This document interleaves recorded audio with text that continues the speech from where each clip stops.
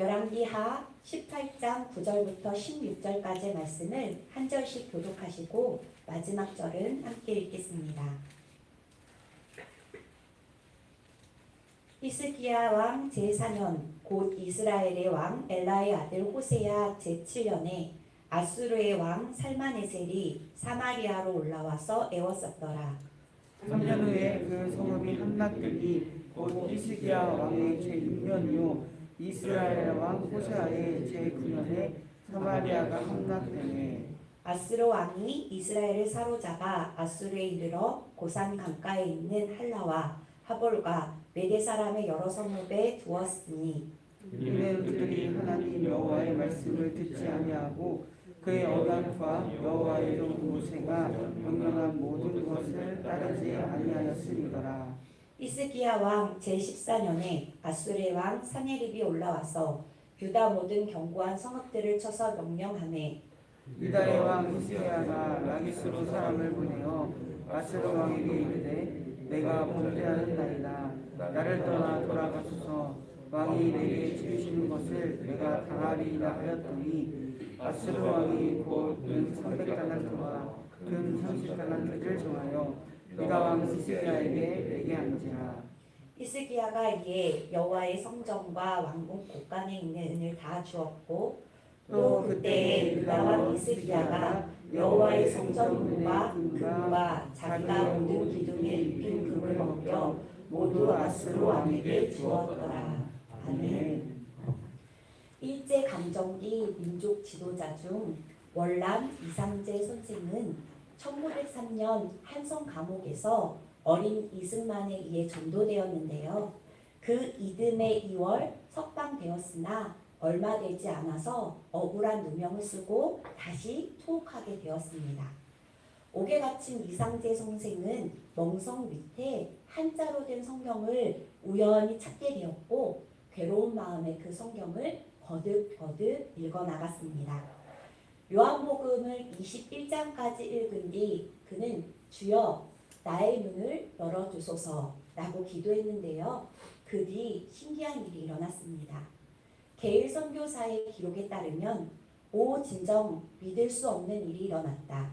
내가 요한복음을 읽고 있는데 예수님께서 내 앞에 계셨다. 거룩하고 위대하신 구원자이신 나는 지금까지 예수님을 잘못 알고 있었다. 그는 바로 하나님이셨다.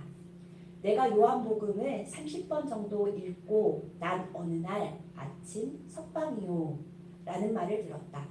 석방이라니. 나는 간수에게 물었다. 왜 처음에 나를 감금했고 이제 와서 나를 석방하는 것이요? 간수는 이유는 모르겠으나 석방입니다 라고 했습니다. 그래서 추록하여 집으로 가는 길에 자문했다. 누가 나를 투옥시킨 것이지? 나의 영혼이 조용히 대답했다. 하나님께서. 왜 감금하셨지? 하나님이신 예수 그리스도의 환상을 보게 하시려고. 누가 감옥 멍석 밑에 요한복음을 숨겨두었나?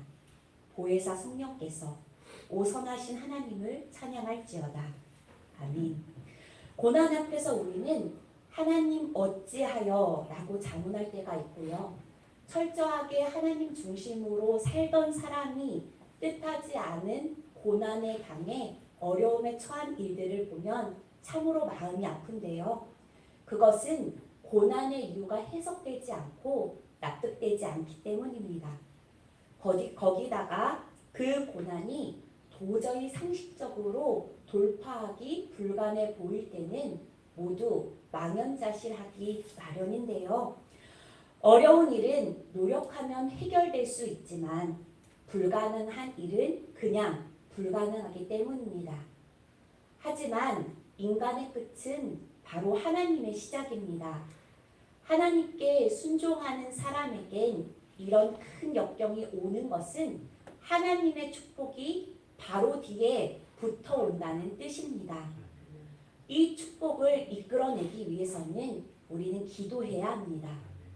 절박한 상황 속에서 드려지는 지도자의 기도는 하나님의 능력을 이 땅 가운데 풀어놓게 하는데요. 하나님을 사랑했던 지도자 히스기야에게 닥친 엄청난 고난과 승리 속에서 우리는 그것을 발견하게 됩니다. 열왕기하 18장에 보면 히스기야 제위 4년째 되던 해 아수르가 북이스라엘을 수도 사마리아를 포위하고 공격했습니다. 이스라엘 백성들은 3년간 필사적으로 재앙했으나 마침내 아수르에게 항복하고 마는데요.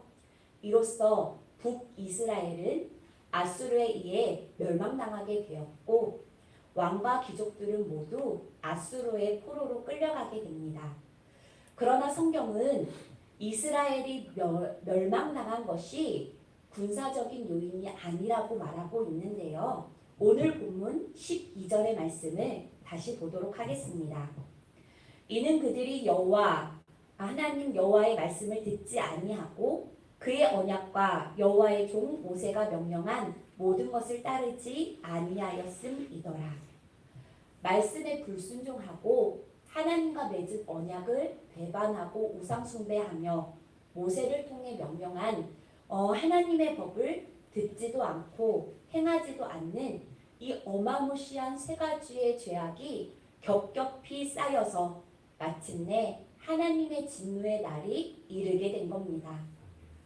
진노하신 하나님께서는 심판의 칼로 아수르를 들어 사용하십니다. 우리는 이 말씀을 통해 국가의 운명은 국방력이나 외교정책, 경제력에 달려있지 아니하고 오직 하나님의 백성이 하나님과 어떠한 관계를 맺고 있는가에 달려있다는 것을 배우게 되는데요.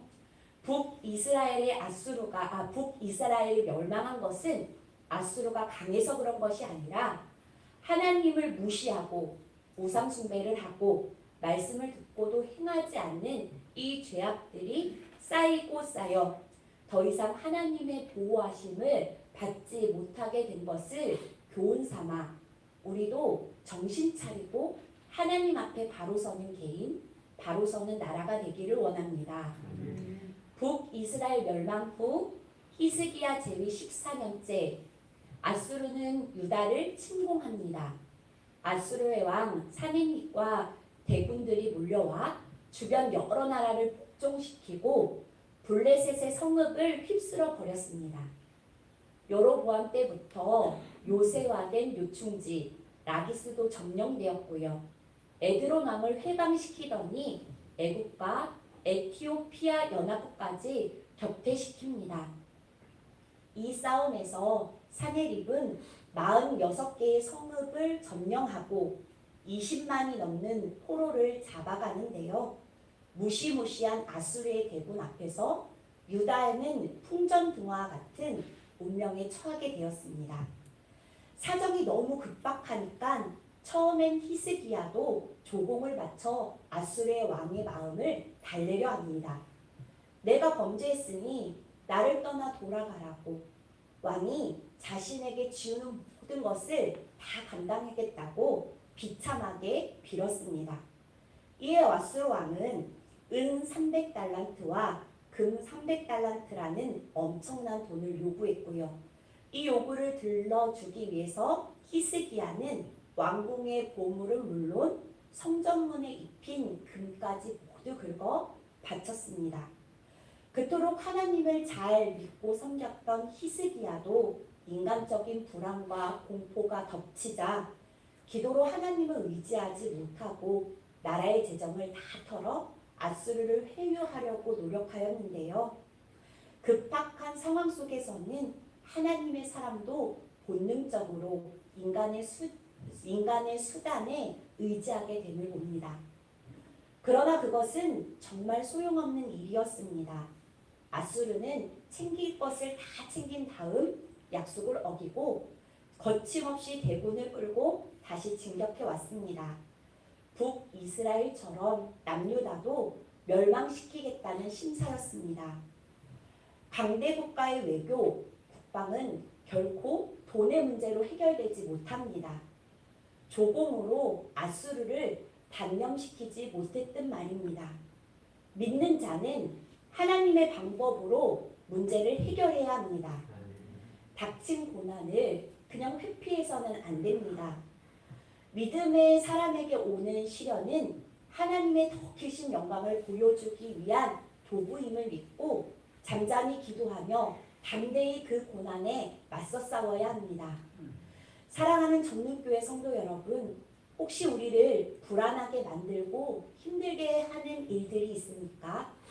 우리를 불안케 하고 감당할 수 없는 힘듦과 어려움은 하나님께서 우리에게 기도하라는 사인인 줄 믿습니다.